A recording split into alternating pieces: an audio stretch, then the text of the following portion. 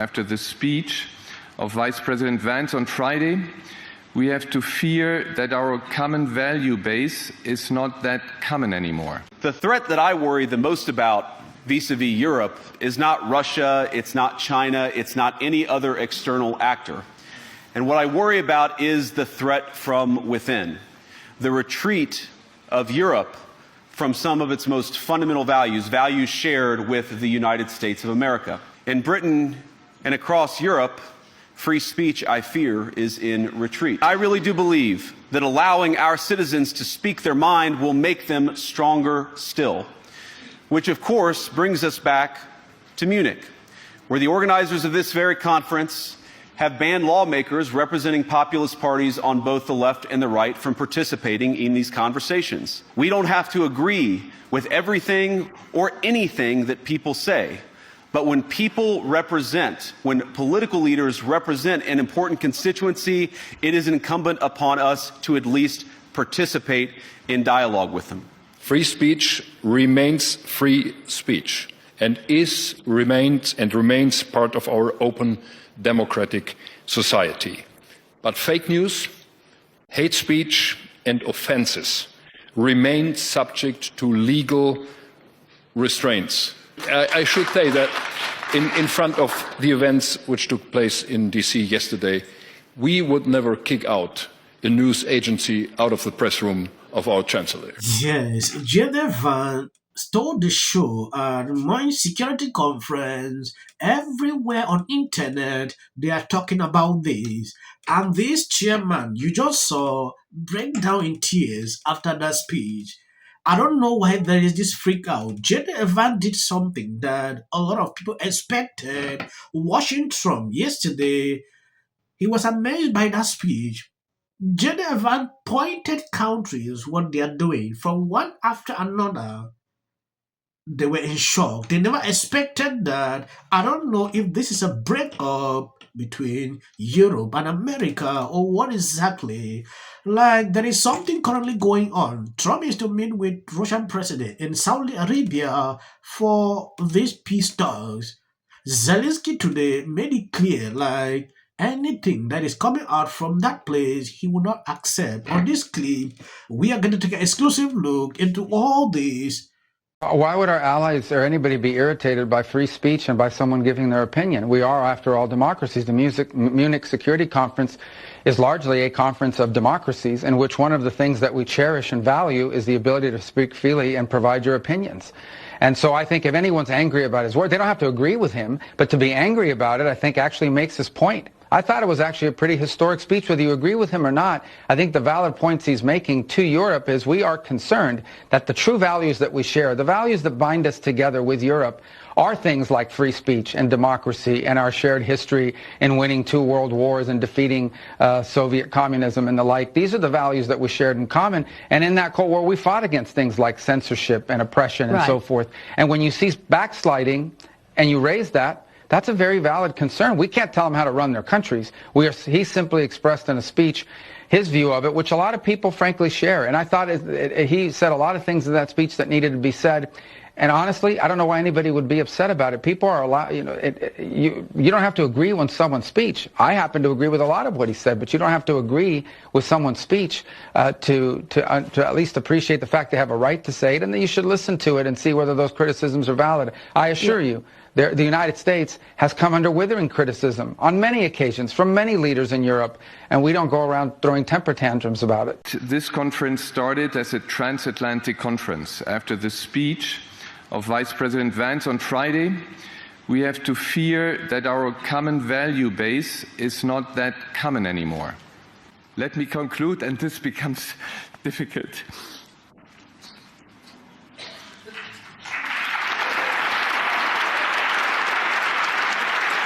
J.D. Vance's speech is a watershed moment. He is not an enemy trying to humiliate us. He is a friend trying to make us realise how far we strayed from the path that made us once great. International security against tyrants like Putin is about strength. And essentially what he's getting at is that we cannot be collectively strong unless we are individually strong. Europe and Britain have become weak. We have become a group of pathetic countries tugging at the skirt of America. Of course, we always have to stand by Ukraine, but there is such hypocrisy in our behaviour. We cannot control our own borders, which are ruled by activists, judges and courts, but we jump to try and secure Ukraine's borders. We talk about restoring democracy in Ukraine, but we cancel council elections and try to reverse referendum results. We champion freedom for Ukrainians, but have police intimidate citizens for things like non-crime hate incidences. Our biggest security threat actually comes from radical want to impose new definitions of Libya, which will stop people criticizing it. We talk about building Ukraine's military when our own military would barely last 6 months in open combat.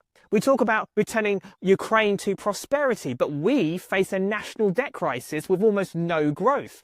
We marvel at the agricultural wealth of Ukraine while losing our own prime farmland to solar panels. At a time where international supply chains are completely unstable, we commit industrial... That America knows more about democracy than they do. This coming from a party that staged a coup on January 6th. This is what we are talking about, free speech. J.D. Vance expressed himself what he thinks is going on, and they are freaking out.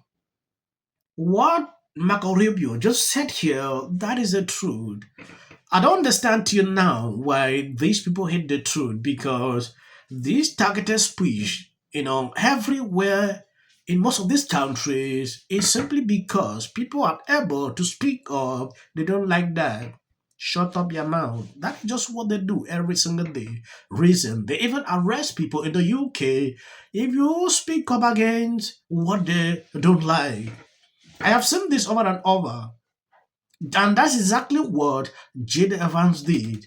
Nothing contrary. So tell me what exactly is actually happening in these countries if you can't be able to express yourself the way you like. Their main target was Elon Musk. Oh, Elon Musk, X, and TikTok, things like that. If they don't want, they should just close down all social media platforms. And expressing opinions isn't election interference. Even when people express views outside your own country, and even when those people are very influential. And trust me, I say this with all humor, if American democracy can survive 10 years of Greta Thunberg scolding, you guys can survive a few months of Elon Musk. But what no democracy, American, German, or European, will survive is telling millions of voters that their thoughts and concerns, their aspirations, their pleas for relief are invalid or unworthy of even being considered. Yes, J.D. Vance shocked the establishment when he accused them of hiding behind defamation campaigns simply because someone might express an alternative viewpoint or even win an election. Vance is alluding to the massive AfD success.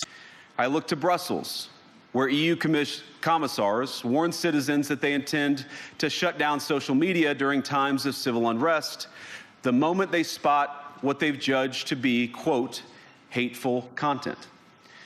Or to this very country, where police have carried out raids against citizens suspected of posting anti-feminist comments online as part of, quote, combating misogyny on the internet. Yes, when you take a look at this, left-wing German Defense Minister Boris goes after J.D. Vance for blasting the EU in his speech. This is not acceptable. The clapping seals in Europe are upset that an American vice president just shoved the uncomfortable truth right in their faces. Do better, Europe. This is why I cannot just ignore what we heard before. I cannot not comment on the speech we heard by the US Vice President. We fight for your right to be against us. That is the motto, one of the mottos of the Bundeswehr, and it stands for our democracy. This democracy that was just called into question by the US Vice President, and not just the German democracy, but Europe as a whole. He spoke of the annulment of democracy, and if I understood him correctly, he compares the condition of Europe with the condition that prevails in some authoritarian regimes. I was impressed watching J.D. Vance speaking like this. It gives some different vibes. You feel different, when you listen to this compared to when Kamala Harris was vice president. I've not seen a single virus, segment where she had. Elon Musk makes $8 million a day. My brain's broken. Because of it, my brain is broken. I have mentors in the Reagan administration who came in looking for these things, and those people were not technical. And so when they went to the bureaucracy and they asked questions, there's so many ways of obscuring and blocking and deterring. And so what Elon did is he got root access, and he went to tech systems themselves. No one has done this in ever. The aspiration here is a reduction in regulation and reduction in government spending such that the economy is able to grow. How do you feel like it's been doing the show through the Trump era? I think it has been terrible and fun. I think I get a lot of enjoyment. Speaking, I think most Americans are going to have this sense that, Trump is telling the truth. So White House Press Secretary Caroline Leavitt announced that the Associated Press has been banned from the Oval Office. As press secretary, and nobody has the right to go into the Oval Office and ask the President of the United States questions. That's an invitation that is given. Are Black Africans, yet only 4% of those Black Africans own the land. Yeah. Thank you guys for always being there, sharing out my videos. I don't want to make it long. If you see clips behind here, this is for the algorithm. Someone asked me, is it helping your channel? Yes, it is helping the channel. If it was not helping, I would not put. Mind-boggling that he would be shutting down PEPFAR. A bully and a thug who's the president of the United States. U.S., it's everywhere. There is a lot of waste, fraud, and abuse within a system. Audits. A chance to see what happens when you take a business approach to the government in the White House. We're seeing right now with this whole U.S. aid thing where they're uncovering massive amounts of corruption. And also, I got to say, don't you agree? I totally agree. Essential. Early on, immediately. She's probably been put in there because according to Donald Trump, she's a 10. To her. No. The EU does not treat the U.S. fairly on trade and that he has some big complaints. Is that true? Right? And it doesn't mean that we should sit and pretend that it's suddenly okay, that this new presidency is just going to keep on keeping on. That is not the case. And awful things have happened. So and sparks move things. And it doesn't matter how much water you have. Future president and his gag are somebody in policy. The city of the Pacific Palisades is burning. And, I flew here last night. I was on a plane. You getting water to areas that need. He's been trained his whole life to do. What do we do? Right now you're looking straight. Remember it. We as a country about January. Yeah, and then I think all our tax dollars probably went for Gavin's hair gel. I don't know. Jim Jordan. Josh Green, the governor. Watch the news or talk. Now look, I have a lot of. The Democratic Party has about everything. The next department that appears to be on the chopping block is the Department of Education. Just earlier today, the biggest loser on Team Chiefs, literally right next to us was Taylor Swift. And then to the left was Donald Trump. Those are boos. Well, the Super Bowl is officially under. I've been shocked by how undemocratic the Democratic Party can be.